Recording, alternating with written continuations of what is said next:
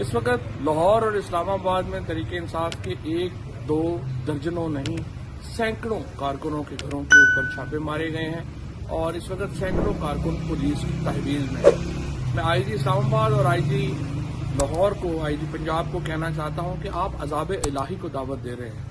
10-10 साल के बच्चे आप लोगों ने अपनी कस्टडी में लिए हैं।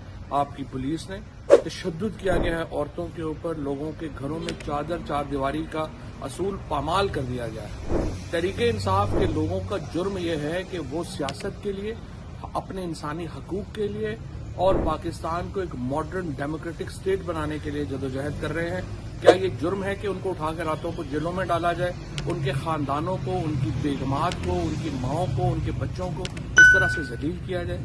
जो लोग आप लोग जो कर रहे हैं ये पाकिस्तान के आइन के मुनाफी है, पाकिस्तान के कानून के मुनाफी है और आप अपने सियासी आकाओं को खुश करने के लिए हद से गुजर रहे हैं। दूसरी बात ये कि जो ही हम ये बात करते हैं, सियासत की बात करते हैं, जलसे की बात करते हैं, यहाँ पे गिरफ्तारियां शुरू हो जाती हैं। इलेक्शन कमीशन ऑफ पाकिस्तान से तो बात करने का फायदा ही नहीं है। जब भी आप उनसे बात करें, बात आ जाती है कि देखें आपको पता ही है हमारे हाथ में तो कुछ नहीं है, आपके हाथ में कुछ नहीं है, यहाँ पे किसी के हाथ में भी लगता है कुछ नहीं।